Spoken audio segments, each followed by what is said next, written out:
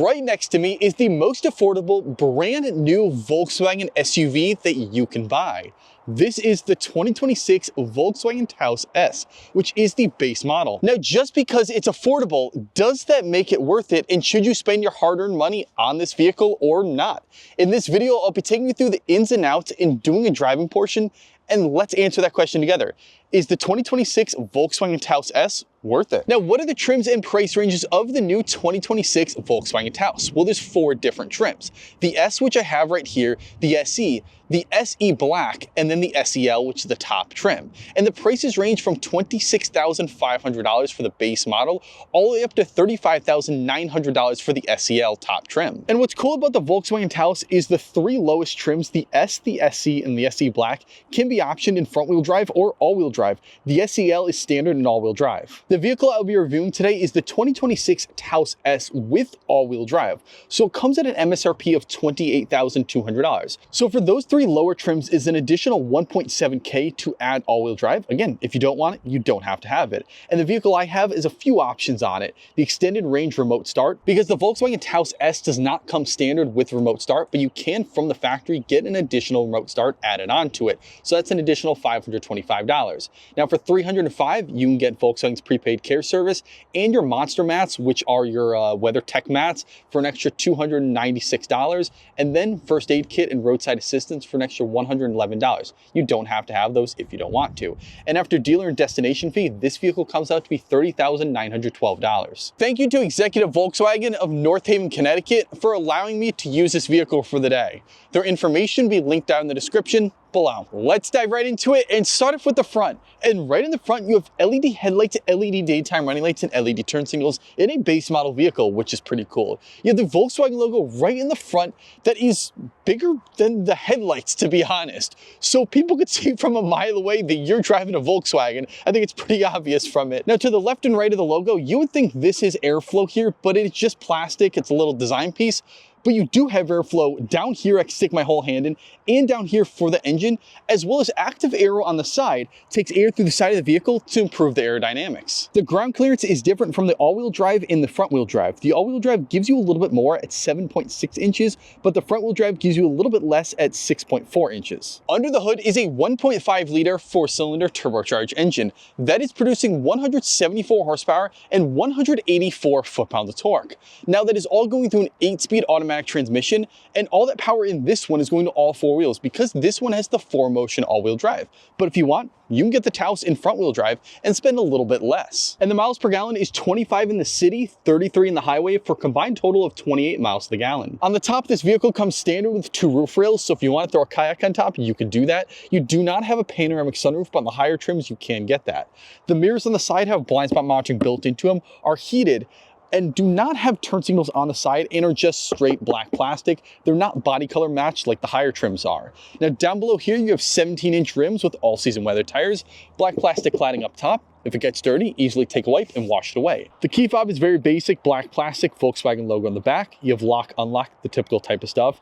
This button right here is not a power operated trunk. It is just to unlock it. So then you manually have to come back and open up yourself and close it yourself. And you also do have a physical key that's hidden on the side, so in case of emergencies and the battery dies, you can still get into your vehicle. Now, because a standard base Taos does not have remote start built into it, you can, from Volkswagen, get this range extended remote start. So do this the same, double tap that, and it turns the vehicle on automatically. Overall, I think that is a really cool option, because what if you don't want to step up to the SE trim and spend a few extra thousand more, but you just want remote start? And you could just add that on, and for an extra $500, you have it. Open up the rear door and you're greeted to hard touch plastic. Again, it's a base model vehicle. What do you really expect? It's up top here, in the middle, down below, but you do have leather where you rest your arm, so I like that a lot. This is nice and squishy, not crazy squishy, but definitely more than the hard touch plastic here, so nice to rest your arm. You have a window control, and all 4 windows are one touch down, one touch up, which is very nice in a base model. You have a speaker rail down here, a spot for cups, snacks, and candy. Let's see, does it fit my shaker cup? I always like to test this because this is a 32-ounce water bottle, and Yeah, it fits it totally fine without going anywhere. The rear seats are cloth, but they're actually very squishy, nice to sit in. I do like the different design pattern they did with this bluish and then the black and the white stitching all across the side. A lot of companies will just put, normal black seats in here. They like to spruce it up a little bit. The legroom is pretty phenomenal. That's it to my driving position. I'm 5'8", not the tallest. So if you're 6 feet tall sitting in the front, you would have to push it a little back, which still gives pretty good legroom. Flip it over headroom wise, I got 4, maybe even 5 inches. So a 6 foot tall person can definitely fit in here. You do have 2 lights up top, one for each side there, and then a grab handle. Now, because it's a base, they did take out some features like no AC vents, no AC controls, and no USB Type-Cs in the back, which I think it's, close enough where the front you could drag a cable down here, so it's not bad. But with no AC vents in the back, it means you have a nice phone holder. Sitting in the middle seat, you do have a big middle hump here, so this is not comfortable. You're gonna have to man spread, but I would say there's still enough room for 3 adults to fit in here leg-wise comfortably fine. Then if there's no middle seat passenger, pull down this cup holder armrest, nice and squishy, and 2 cup holder spots there, as well as little extra storage to the trunk. I'll talk about this more when I get into the trunk, but if you want to throw a 2x4 plank of wood and still use 2 of the rear seats, you can do that. On both the outboard rear seats, there is child safety locks. Flip that over, put the car seat right in there, and lock it back when you don't need it. Open up the front door and you're greeted to nicer materials than the rear door. You have soft touch plastic up top here, leatherette trim on the side, where in the back it was just hard touch plastic, and same leatherette where you rest your arm. And this is even a little bit more squishier than the rear, so it's nice that the driver and passenger get nice amenities like that. All 4 window controls are 1 touch down, 1 touch up. Your mirror controls, that is heated down there, so flip it down and the mirror will get heated. Now you do have storage down here for cups, snacks. Again, will it fit my water bottle? Let's test this out. Perfectly fine, and a speaker grill. Both the front seats are heated cloth bucket seats that hold your booty and your back into place very nice. There's a lot of support there. They are manually operated controls. Now, if you want to step up to the higher trims, you can get power operated, but this is up and down, the tilt, and forward and back over there, and same with the passenger. And I do want to reiterate about the side bolsters. This holds you into place very well. I would expect this to be in some form like of a race car, like a sportier vehicle, but no, in your base Taos, you got seats that you're not going to be moving around. Turn the vehicle on with a push to start, and you are greeted to a full digital gauge cluster. No analog here whatsoever, and there's 3 different pages you can adjust this to. Now, what if you still want the feel of an analog, but it's not really analog? Well, hit the view right there, and now you have your miles per hour. It simulates more of a miles per hour analog gauge. And then, same with RPMs. Now you can see your RPMs right on the fly. And you do have your little, what gear you're in over on the side, so park, neutral, reverse, and your miles per hour over there. And then if you hit the view one more time, you go back to that simple screen. But you see how it's simple on the left and the right side? What if I want to throw things on there? We'll hit the left and the right of these little 2 pages, and you can go to put your fuel economy on there. You could put your average economy, gear display, oil temperature, start and stop, and go through. Let's say I want to put my gear display on there and show what gear you're in, as well as the right side, and do the same thing but with other stuff. Driving data, distance and time, average speed, navigation, audio, so you could have exactly what song you're playing on your gauge cluster. There's a leather-wrapped heated steering wheel with 3 levels of heating controls, which is very odd for a vehicle. So have it on the max heating, or if you want a little bit less, 2 or 1, you could have that. Other vehicles just on or off. I like how you could adjust it. It's super comfortable. There is no paddle shifters on the back. If you want to change the gears manually, you can do it on the gear shifter and move it up and down to change the gears. Now on the right side of the steering wheel are some of your media controls. So that's to change the pages I showed you there, as well as the view button, your heated steering wheel button, and voice commands, as well as going left and right of the radio station. On the left side, you do have volume up and down to change the radio station volume up and down, as well as a lot of your safety settings. So this has adaptive cruise control, lane keep assist, blind spot monitoring over on the side, and a backup camera with non-moving trajectory lines. And it is a pretty small camera. It definitely gets the job done, but I assume other vehicles where it's massive, this is pretty simple. But the money went to other spots because this has Volkswagen's IQ Drive, their travel assist. And what that will do is use lane keep assist, lane centering assist, and adaptive cruise control to do a semi-automated driving on the road. This is not a hands-free solution. You do have to have your hands on the wheel. But what this will do on normal roads is detect both lanes, and you could set it, let's say 25 miles an hour is the road. So let's say you set 25 miles an hour and you're going, the car will center you in the lane and turn for you. Again, you have to be paying attention, have to keep your hands on the wheel.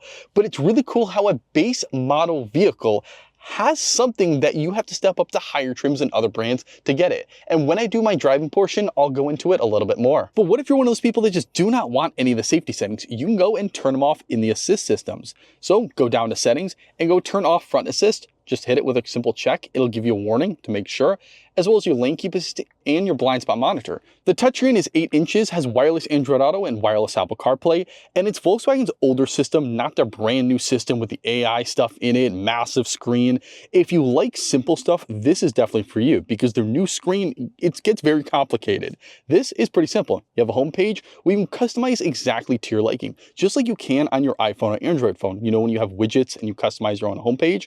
So hold those apps, and now you can delete them if you want and customize this screen to your exact liking. So if I want to put the assist systems in there, I could do that. If I want to put vehicle status, or if I want to put telephone there and have it exactly to what you want. Now, if you want to go to the full apps, hit the menu page there, and now you have everything. So assist systems, telephone, vehicle information, radio, app connect, which is Android Auto, Apple CarPlay.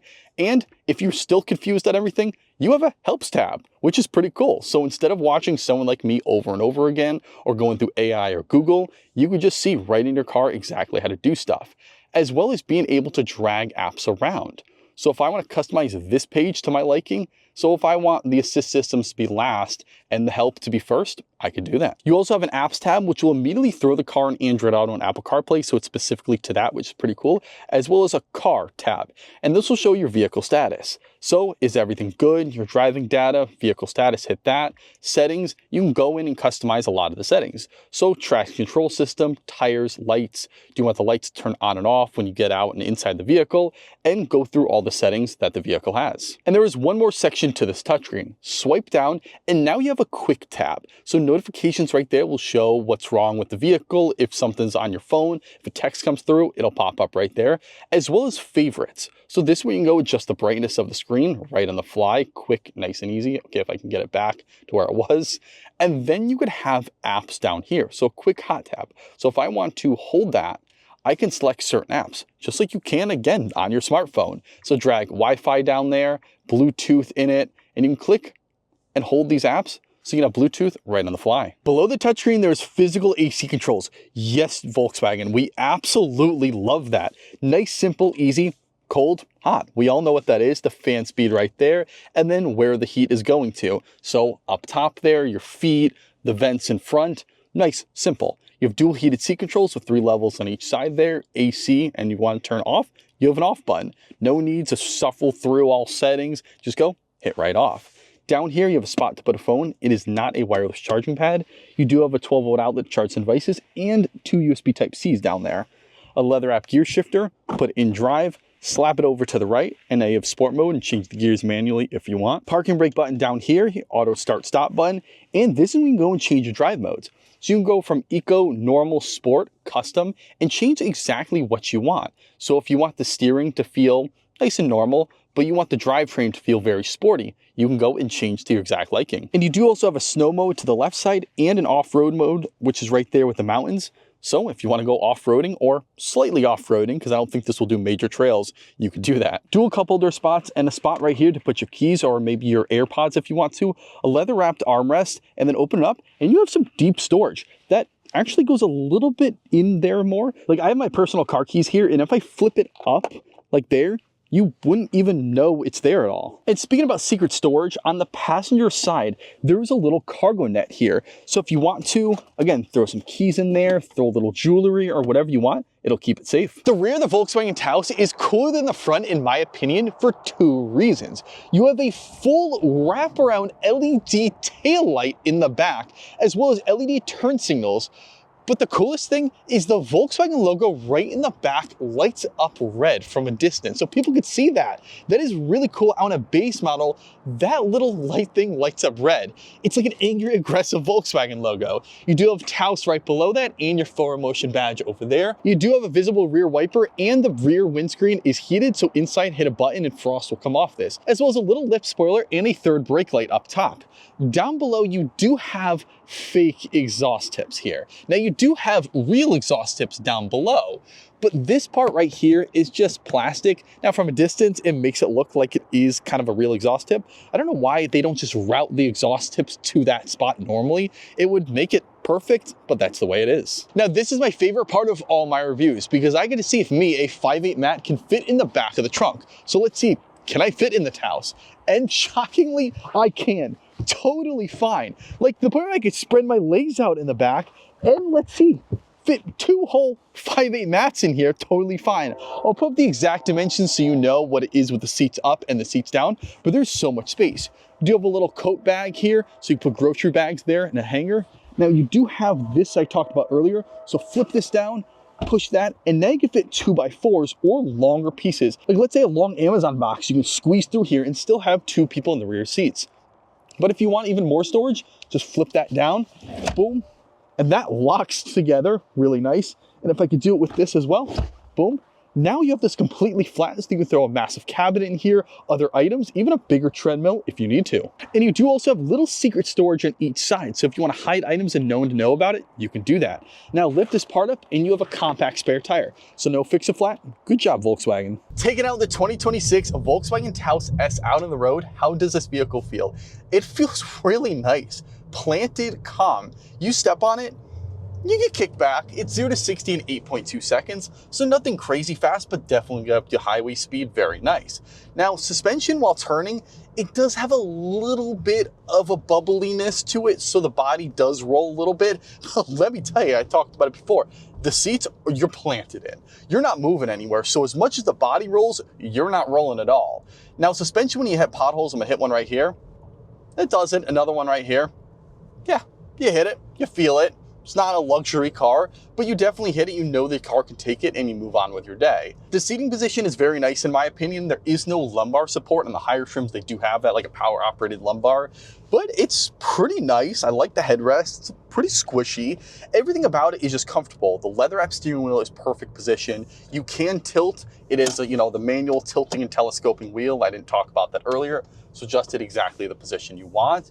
It is very nice. Roll the windows down, 4-way power operated windows, and get some nice breeze in. So I just selected Volkswagen's IQ Travel Assist, and let's see, if I set it to, let's say, what's it, 40 mile an hour road? So let's set it to 40 miles an hour. Now, I have to keep my hands on the wheel. If I take my hands off the wheel, it goes through a cool process. I'm not gonna do it in this video because I've done it in the past, where if it detects your hands are off the wheel for X amount of time, let's say 15, 20 seconds, it'll start beeping at you saying, hey, keep your hands on the wheel. And then if you can't, what it will do is turn on the hazard lights and start jerking the brake and come to a slower stop. So it's really cool because what if you're passed out in the car, have a heart attack, something's wrong, the vehicle detects it and be like, okay, we need to stop. Where in other cars I've been in where the adaptive cruise control and all that just turns off and then the car's on its own and then you go into a wall. So I like how Volkswagen's system, it kind of like senses that there might be a problem with you, so you should slow down and it stops the car. So all right, now I have it set this whole time. This is very nice. I have my hands on the wheel and it's doing everything for me. I haven't turned really whatsoever. Like, look, I can barely go. It's slowly turning the wheel. It's keeping me at a distance from the car in front of me. I can adjust closer or further back from the car that's in front of me. And it has the cruise control, the adaptive cruise control. So it's set to 40 miles an hour. If the car in front of me slows down, my car will start to slow down. If that goes off to the side and speeds up, for example, my car will speed up back to the 40 miles an hour. So it's a very cool system on back roads. I like it. Now, again, please pay attention to everything. It's a really sharp curve that's coming up here. Look at, it's doing everything. Okay, yes, you gotta pay attention. And then also a stoplight that's coming up here. It's not gonna sense the stoplight, so you do really have to pay attention and hit the brakes when you come to a stoplight. Overall, what do I think about this vehicle? I like it. I think for the $30,000 price tag, Volkswagen nails it perfectly. Comfortable front seats, comfortable rear seats, a good amount of legroom, and extremely good headroom in the rear. 6 foot tall people can definitely fit totally fine. Good amount of trunk space, and I like the technology this has because this has up-to-date days technology, but not super advanced, crazy, this, that. I've been in a bunch of cars, and you probably have seen other videos of other reviewers or in just general life, all these other cars have crazy tech stuff. You can't figure out this, that. You pretty much just want simple Android Auto, Apple CarPlay, and your miles per hour, and that's all you really need. And that's what this car does. And you can customize it a little bit to your liking, but not have to go in 50 different pages and figure out all the different ways. The engine's fantastic. It feels good. Step on it. Again, like I said, 0 to 60 in 8.2 seconds. The turbo kicks in, gives it a nice little boost. You're higher up, not extremely high up, but you're more high up than sedans in this vehicle, especially with the all-wheel drive, gives it a little bit more oomph and ground clearance, so a little bit higher up compared to the front-wheel drive. And it just is really nice. Road noise is there. Yes, you do have road noise. I have all the windows up, but turn on the AC, turn on the heat or the radio, you're not going to hear the road noise whatsoever. But the real question is, what do you think about the 2026 Volkswagen Taos S? Do you think it's worth the $30,000 or not? Be honest, let me know in the comments below. And please remember to like, comment, subscribe, hit the notification bell to keep updated with more content. And a huge thank you to Executive Volkswagen in North Haven, Connecticut for allowing me to use this vehicle for the day. Their information will be linked down in the description below.